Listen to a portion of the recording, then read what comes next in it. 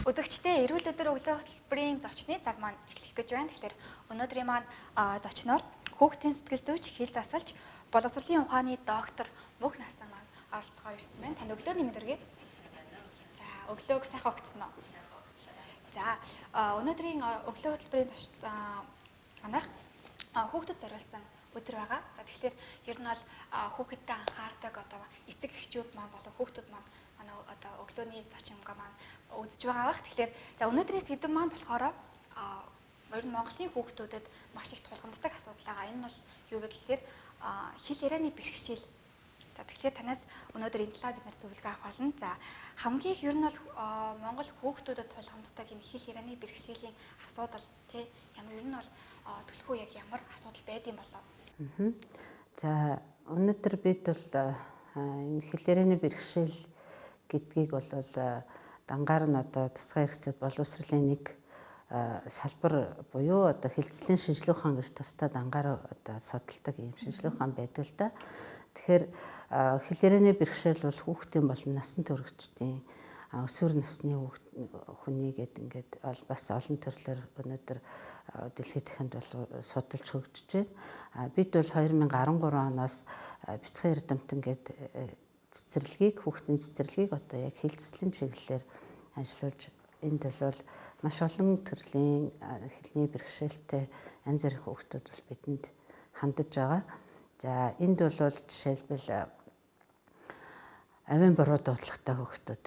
За энийг бол хүмүүс ихэнхдээ л нөгөө бөөрөнхий хэлтэй дултраа за тэгээд ирэлэсшүс гэдэг буруу дуудаж जैन сольж дуудаж जैन гэдээ ярьдаг ийм хүүхдүүдийг авийн буруу дуудлагатай гэж үздэг. За түүнээс гадна бол сүүлийн үед маш их дэлгэрч маш их бидэнд хандж байгаа нэг бэрхшээл бол хүүхдүүдийн дунд энэ бол эерх гацах. За энэ бол маш хүнд төрлийн хэл ярианы бэрхшээлд ордог. За ингээ хүүхдүүдэд маань бол одоо сэтгцийн оюуны хүндрэл бэрхшээл сургалцахын хүндрэлүүд болж одоо энэ илэрж байна. За дараа нь бол бас ингээд нөгөө уруу сэтэрхий тагнаа цорхоо төрснөөс төрөлхийн энэ ботлогоос үүдэлтэйгээр энэ гунших хүүхдүүд ингээд хамраараа дуудаж гуншиж ярих. За түүнээс гадна бол төв мэдрэлийн системтэй холбоотойгоор хүүхэд одоо хэлгүүд буюу одоо огт хэлэхгүй ярихгүй байх ийм одоо хүндрэл бэрхшээлүүд маш их байна. За түүнээс гадна бол маш сайн ойлгодог ч гэсэн бас нэг ярихгүй байгаах ийм одоо асуудлууд бол нэлээд их бидэнд одоо хандаж ийм асуудлуудтай хүүхдүүд бол сүүлийн үед бол бүр ихсэдэ нүг гэсэн тийм бодол төрж байгаа. За ер нь бол эдгээр асуудлаас ер нь бол нэг нийтлэг нэг одоо асуудал нэг ямар асуудал байна? Тийм бидэнд энэ бүхнээс бол хамгийн олон хандж байгаа хүүхдүүд бол авийн буруу дуудлагатай хүүхдүүд. Авийн буруу дуудлагатай хүүхдүүд бол ер нь бидний судалгаагаар 5 настай хүүхдүүдийн одоо дунд явуулсан судалгаагаар 5 хүүхдүүд минь нэг нь ямар нэгэн байдлаар одоо авийг буруу дуудаж гин гэсэн тийм судалгааг бид нар илэрхийлж ирсэн. Тэгэхээр тэнд бол одоо бид эцэг эхчүүд манай хүүхдүүдээ бол энэ одоо ерөнхийдөө ингээл засарчин зүгээр бөөрөнхий хэлжлээдгийн засарчтэй зүгээр штэ гэж бодоод сургууль тэр чигээр нь явуулцдаг.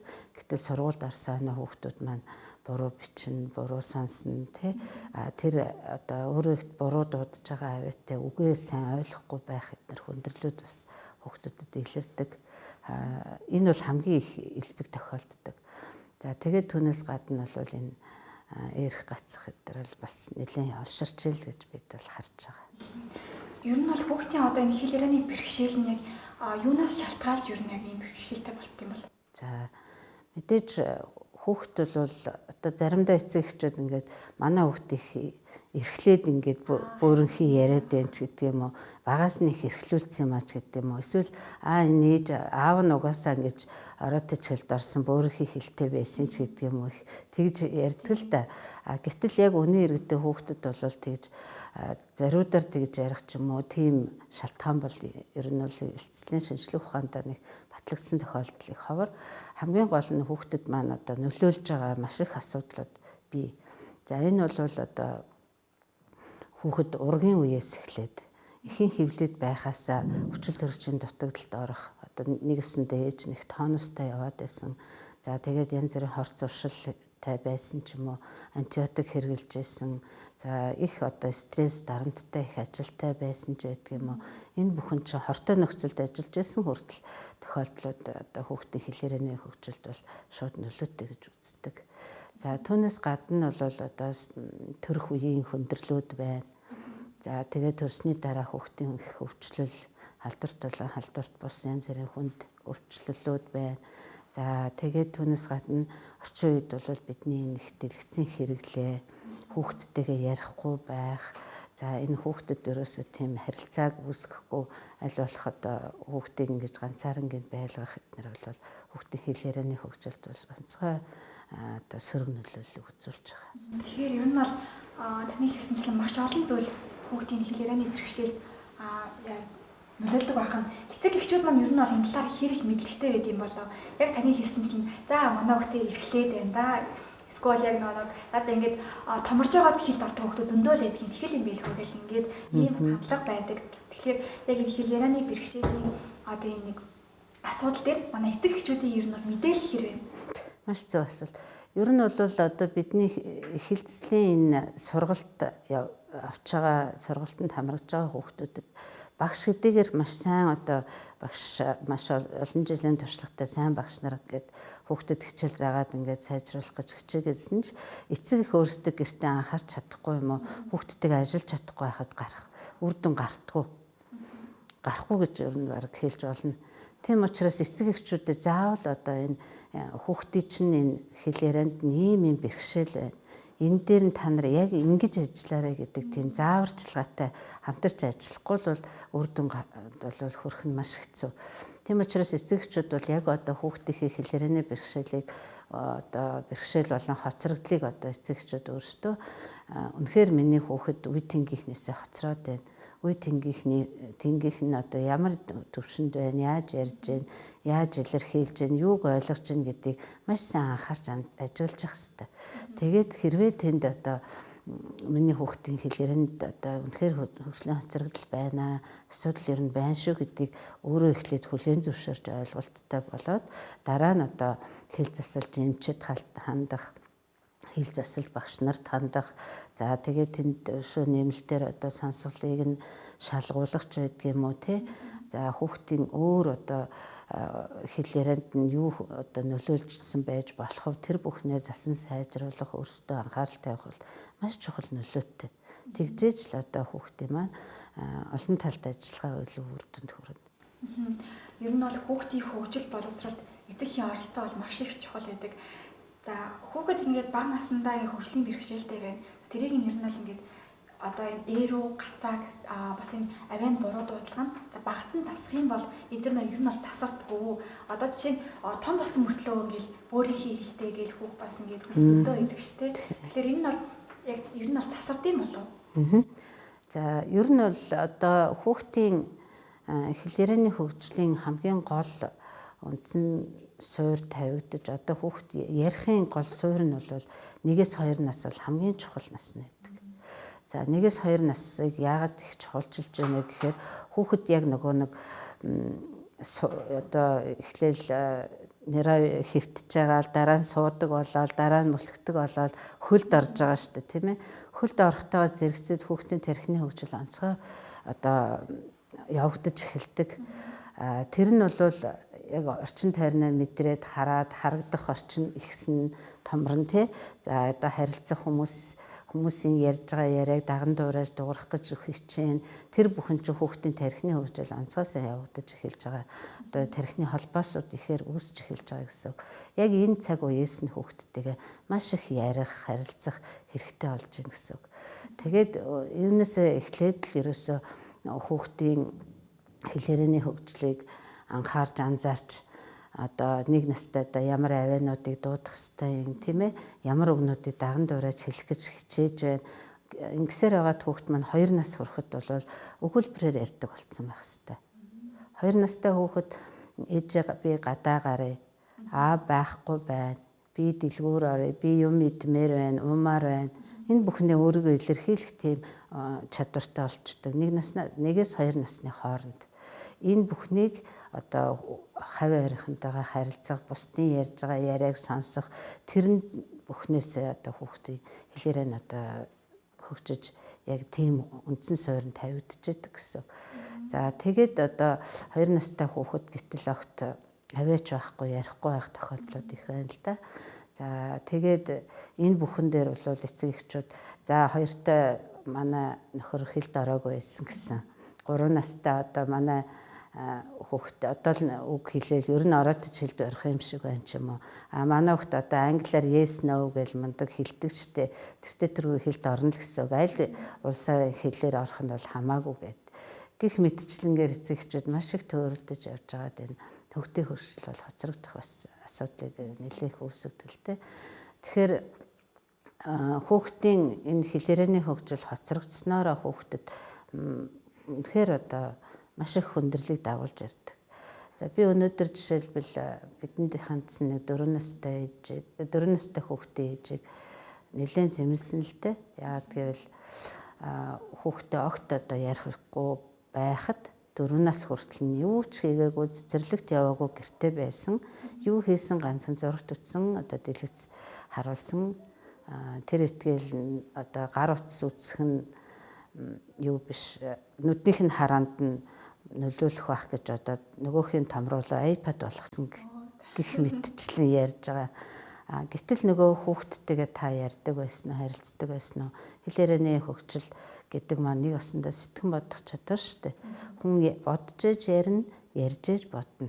Байнга одоо тэр харилцаа бол хоорондоо буянттай холбоотой явдаг. Гэтэл хүүхд маань одоо энэ бүх харилцаанаас тасарч явсан нь өөрөө одоо хүүхдийн бусад хөгжил тань мэдхэн бусад хөгжлүүд нь одоо хоцрогдох гол үндсэн суурь болж байгаа.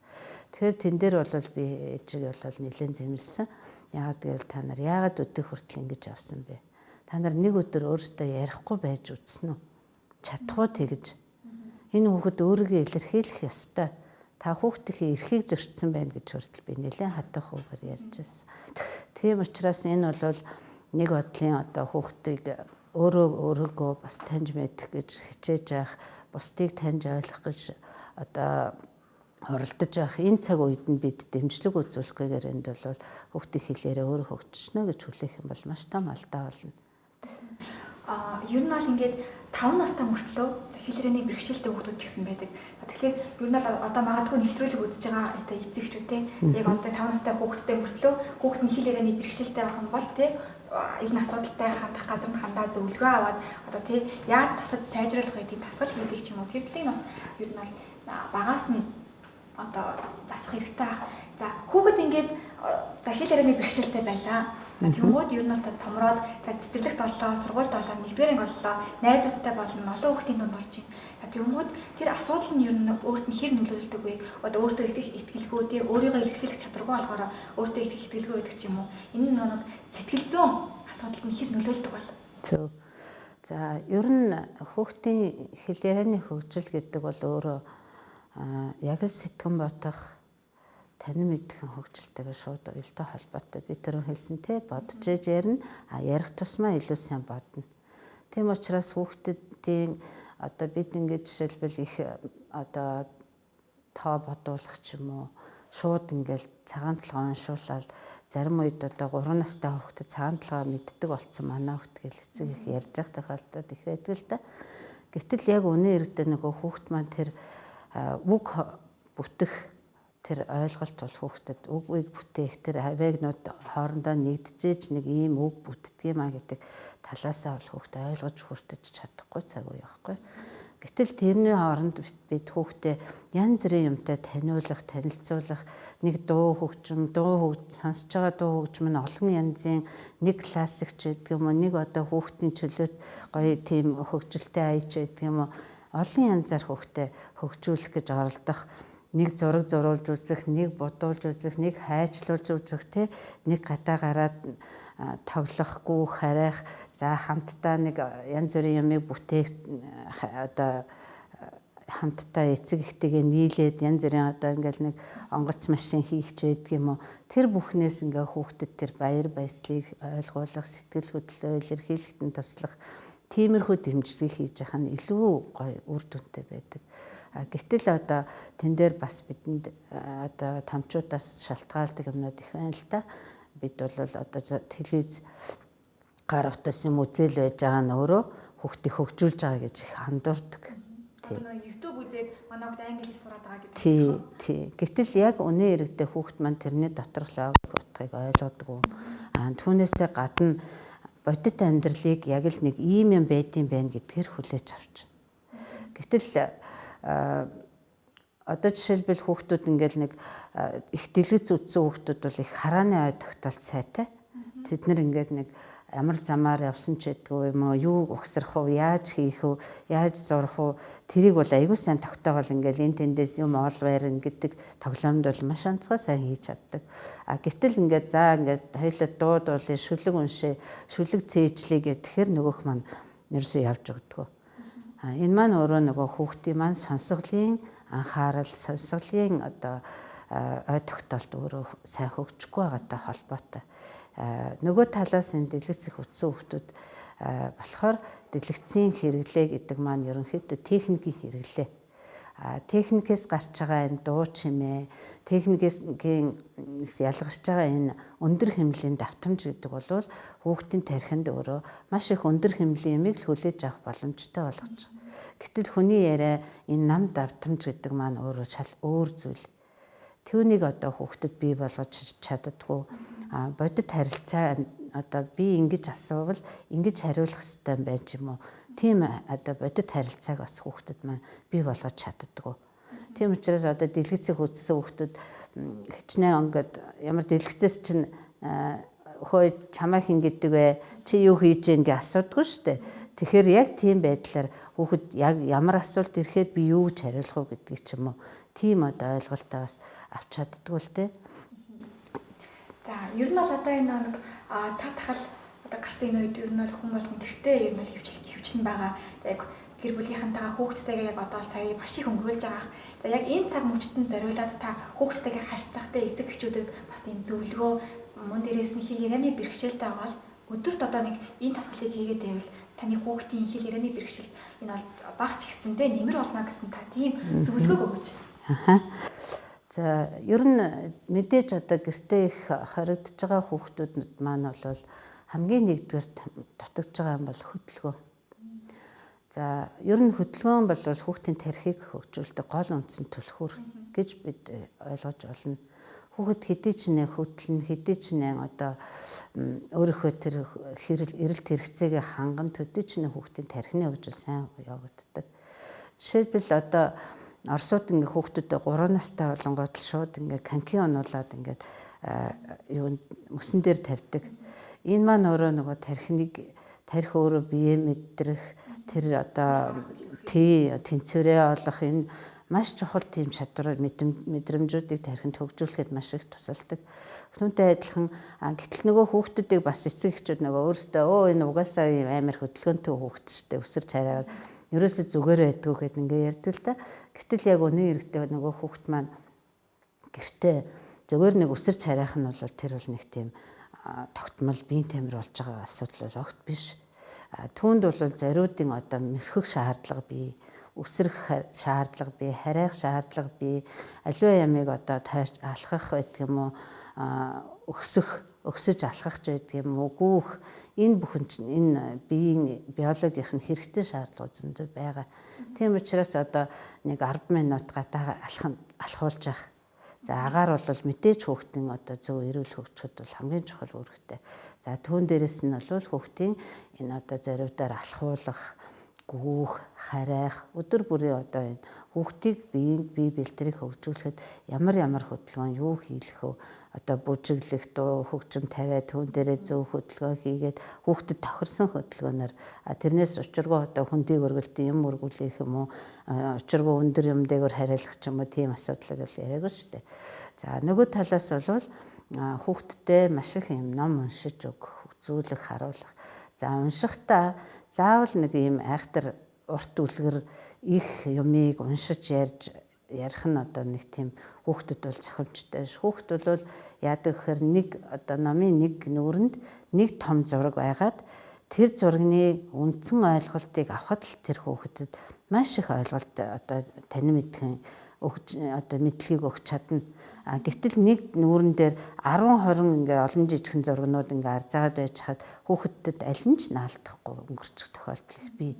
Тийм учраас бага насны хүүхдээ өөрийнх нь тэр онцлогтон тохирсон одоо яг тиймэрхүү зургнуудтай за олон давтамжтай үг нь хилэгдэг тийм дуу шүлэг үлгэрүүд одоо жишээлбэл бид нэр хөнхрөөш гэдэг үлгэр тий байнга л нэг авдрын яриалаас огсон гээл ингээл таарлах болгондоо нөгөө дуугаад дуулдаг штэ. Энэ олон удаагийн давтамжаар ингэж хэлж өгч байгаа маань хүүхдийн чихэнд хоногшиж хүүхэд эргээд тэрийгэ хэлж ярих тогтоосноо одоо ойлголттой ингэж өөрөө баттгаж явдаг тийм онцлогтой тэр манжингийн үлгэр байна тий. Тийм сайхан юмнуудыг бид нар бол хүүхдүүдтэй сайн уншиж ярьж тайлбарлаж өгч явах. За хүүхд маань ингээд өөрт нь хэрвээ тэр уншиж өгч байгаа юм маань огт сонирхолгүй юм уу эсвэл хүндэтсэн даалгавар байж болно. Тийм тохиолдолд яах вэ гэхээр эцэг их тэр их урт юм унших шаардлагагүй. Магадгүй зөвхөн нэг л хэсгийг өвгөн манжин тарьжээ. Манжин ийм том ургажээ. Ингээд болоо. Өвгөн яасан бilé? Манжин яасан бilé? Ингээл энийг л зөвхөн хүүхд маань энэ удаад ойлгоол өнгөрөхөд болно. Гэтэл бүтнээрээ тэр үлгэрийн тухай огт ярих шаардлагагүй. Маргааш нь нөгөө өвгөн яасан бilé? Манжин яасан бilé? Өө тэгвэл дараа нь манжингаад авахаар явсан юм биш үү те гэл ингээд 3 өгүүлбэр ингээд хүүхд маань аажмаар хүндрүүлж зарчмаар хүүхдийн хэл ярианы хөгжлийг дэмжих хэрэгтэй. Тэрнээс биш нэг дор одоо их юмыг хүүхэд хүлээж аваад ойлгоч нь бүгдийг ингээд тааруулаад одоо хүүхэд ингээд ойлгохгүй байна. Эсвэл ингээд тоохгүй хаяад орхиод энэ ерөөс ном уншсан ч ойлгохгүй байна гэдэг тийм юм бол хүүхэд өөрт нь ойлгомжгүй танихдахгүй байгаа учраас л хүүхэд тэр бүхнийг хүлээж хүртэж чадахгүй байна л гэж ойлгох хэрэгтэй. Ер нь эдгээр зүйлс ер нь хүүхдийн суурь хүмүүжилд аягүй их нөлөөлдөг баг. За ер нь л эцэг эхчүүд хүүхдийн суурь хүмүүжилд ер нь бол хэрэг анхаардаг уу? Эсвэл одоо ингээд за манай хүүхд ингэж байгаа л тий сургуульд ороод ингээд болондоо томорч байгаа л ингээд болно гэдэг ч юм уу. Бас тиймэрхүү хандлагч ажиллагддаг ба. Ер нь бол суурь хүмүүжилд ер нь бол хэрэг анхаарах хэрэгтэй юм бол. За. Ер нь хүүхдийн хүмүүжил гэдэг бол одоо орчин үед дэлхийд дахин маш л олон талаас нь ярьж байна. Зарим ч одоо ингээл ерөөсөө юу ч хэлэхгүй хүүхдээ хайрал инхрийл ерөөсөө ингээл өөрт нь юу ч хэлэхгүйгээр ингээд одоо хүүхдээ өөрөө хөгжчихдээ маа ч гэдэг юм уу. Эсвэл зарим нь болохоор хүүхдэд заавал ингээд мэдэх ёстой юмнуудыг яасан гэж мэдүүлж чадуулж ингэж явах юм бол хүүхд одоо өөр болно ч гэдэг юм ингээл олон янзын үзэл бодлууд байна л да. Гэхдээ бидний энэ одоо өөрсдийн энэ ажилласан туршлагаас ингээ харахаар өнөөдөр хүүхдүүдийнхээ хөгжих боловсрох гэдгийг бол хөгжих, боловсрох, хүмүүжих гэдэг 3 зүйлийг бид заавал хамт авч явах хэрэгтэй. За үүнд авч явахдаа хүүхдийнхээ өмнөр одоо ингээд жишээлбэл ингээд нэг даалгавар өгөөд за минь хөө энийг ингээд зураад хайчлаад ирээрээ гэд ингээд эцэгт тайлбарлаж өгөөд ингээд өгөө явуулахаар маргааш нь ээж нь аав нь айгүй гой хайчлаа гой зураад будаад өмнөөс нь хийгээд аваад ирдэг байхгүй юу. Тэгэхээр энэ бол өөрөө яг нэг удаад ингээд нэг багшид хийсэн гэж харагдах байгаа боловч өнөө хэрэгтээ нөгөө хүүхдэд маань өөрт нь баяр хөөр таашаал хөгжлийг алин ч авчрахгүй. Нөгөө талаас харин ч бүр сөрөг нөлөөтэй. Яагаад гэвэл би чиний өмнөөс ингээд бүх юм чинь хийж өгч чаднаа. Чи битгий юу ч хэтгий хий гэсэн үгтэй яг адилхан. Ингээл одоо хүүхдээ гутлаа өмсгөл нэг оролдоол сууж яхад нь алиби гэл ингээл тэ юм л бол бүх юмыг нь өмнөөс нь хийж өгöd ахаар хүүхдийн хөгжил бол саарамгажаал хоцрогдоол явахаас өөр аргагүй байдалд орно. Нөгөө талаас бид энэ хүмүүжил гэдэг ойлголтод хүүхдээ бол одоо байнга одоо чиг инг хүүчи унчив хүүчи тэгчив хүй болохгүй байнга нөгөө нэг хүүхдээ айдас давтуулдаг нэг тийм асуудал их байдаг. Тэгэхээр энэ бол хэдийгээр ингээ өөрийнхөө хувьд ингээ болгоомжилж байгаа юм шиг бодож байгаа ч гэсэн үнэн хэрэгтээ нөгөө хүүхд маань за ингэчүүл ингэчих юм байна. Хүү ингэчүүл ингэчих юм болов одоо яана гэл ингээд нэг тийм айгаад өөртөө итгэлгүй зориггүй тийм хүн болж хүмүүжих юм хандлага их байдаг.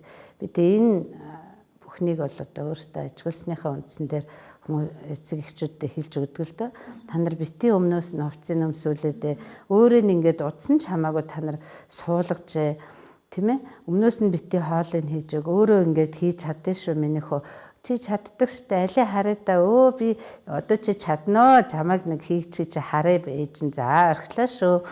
Өөрт нь бүр тийм зориг өгөөд, дэмжлэг өгөөд тэгээд ингээ харин ч одоо холоос хараад бүр нэг 2 3 удаа оролдоод хөөгтмал болохгүй байвал тэнд нь чиглүүлж дэмжлэгийг өгөөд зааж өгөөд ингээд явбал илүү үр дүнтэй одоо боловсрлооч олгож гэн, хүмүүжлээч олгож гэн гэж ойлгож байна.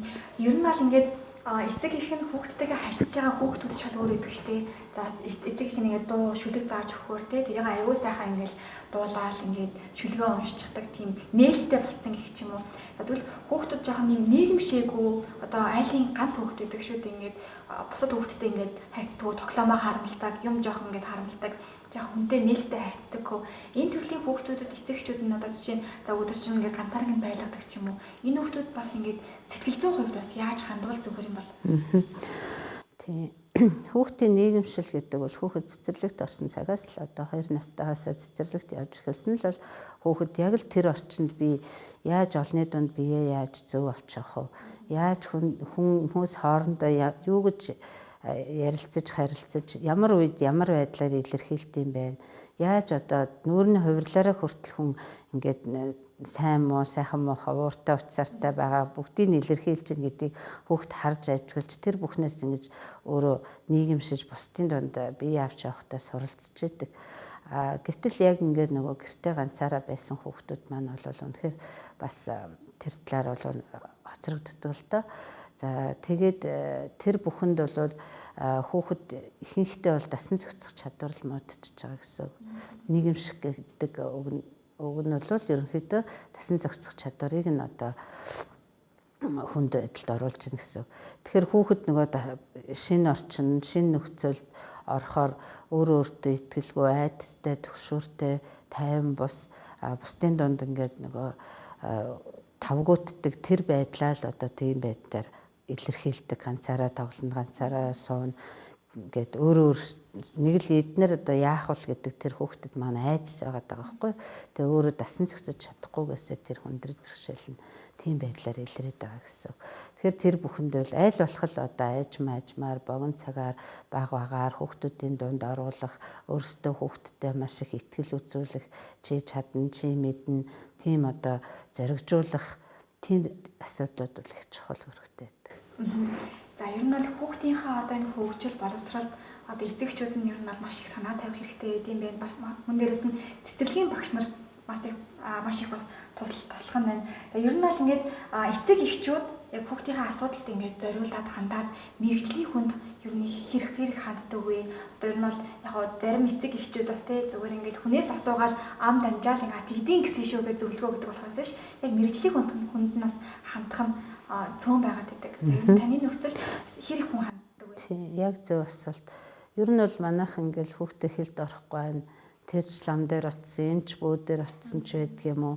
Тэвж бариач дээр очлоо, инглээ тэглээ гэдэг асуудлууд бол маш их ярьдаг эцэгчүүд. Тэгээд нэмэр болсонгүй тэгж хэлийг хатгууллаач гэдэг юм уу? Гэтэл өнөөдөр хүн ярина гэдэг бол бодох, тархины ажил. Хүүхдийн сэтгэн бодох үйл, танин мэдхэн хөгжил хангалттай байж чадаагүй учраас хүүхэд маань ярьж чадахгүй байх гэдгийг хамгийн нэгдүгээрт ойлгох хэрэгтэй. За нөгөө талаас бол мэдээж хүүхэд өөрөө тэгж эрхлээд юм уу зориудаар одоо ингээд ярихгүй байх, дохио зангаанд ороод тэгээд сууж гэн гэж бол ер нь байдаггүй. Хүүхдэд заавал ямар нэгэн байдлаар эрүүл мэндийн юм уу ямар нэгэн бусад юм асуудал шалтгаан заавал байдаг. Тийм учраас тэр шалтгааныг нь тодруулахын тулд мэдээж мэрэгжилтэнд хандах хэрэгтэй. Манайд ерөнхийдөө бол хилцэлж мэрэгжлийн хүмүүс хэдий цөөхөн байдаг ч гэсэн бас ч гэж одоо багш байна, эмчнэр байна. За тэгээд бид бол энэ хүмүүсээс зөвлөгөө аваад дараагийн ажилдаа бас анхаарах хэрэгтэй. Тэгээд ер нь бол хилцэлж гэхээсээ бас давхар одоо өөрсдөө тэр хүүхдийнхээ энэ хэл ярины боловсролт нь бид өөрсдөө яаж анхаарах вэ?